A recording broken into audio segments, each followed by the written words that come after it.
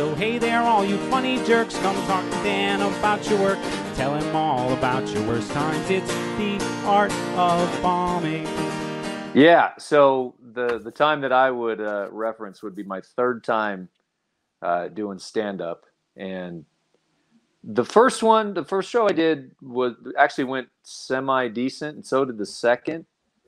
So I don't know, man. I had like a false sense of confidence. Like I actually thought I could avoid bombing, like that. Well, I could just. That was a Yeah, mistake. I was like, yeah, I was like, I think I got this figured out, this comedy thing, man. And my mom, when I was heading out, she was like, "Good luck," and I was like, "It has nothing to do with it." Like this cocky How bullshit. old were you when you did your third? How old were you when you started? In my early 20s. Oh, okay. The reason I asked is because you mentioned mom, so I was like, "Does that you were still at home?" So early 20s, as college kid, and okay.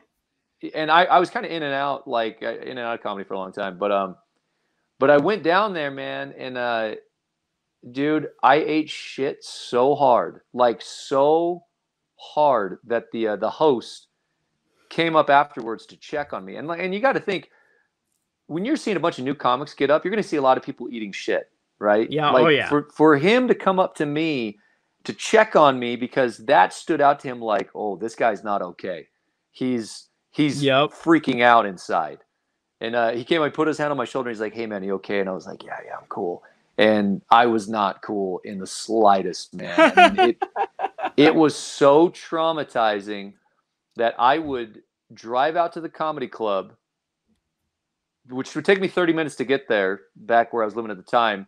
I'd be in the parking lot. I'd be like, "All right, get out of the car, you freaking wuss." And then I was like, "I can't do it." And I just turn around and I drive home. And this went on for months. Oh, it went on for 6 months. And it's funny because I was watching an interview with Anthony Jeselnik, who, to me, that guy's like one of the greatest. And he was saying he had like a similar experience. You know, I wonder how many people had like an early traumatic bomb that took him out for a bit, because it took me 6 months. And what finally got me back in was, and I have to remember this to this day, it's when I get away from this is when I start doing worse, is that bombing's a part of the deal. Yep. And if your number one fear is that you're not going to be funny, you're already toast. Because when you go up to try new material, when I'm the most loose, when I'm the most like, you know what, who gives a shit? I wrote this thing, let's try it. If it works, it works. If it doesn't, it doesn't. No big deal. When I'm the most at that mindset is when I do the best. When I'm so worried about a new bit working or not is when I tend to make a self-fulfilling prophecy that it's going to eat shit.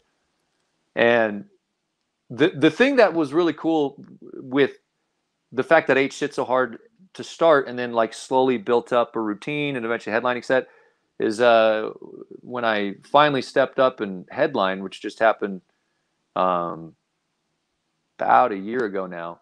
The guy who was the host on that show that came to check on me if I was okay, he hosted my show when I headlined on the wow, weekend, which talk was, about it was really cool. Full circle. Shout out to Rodney Norman,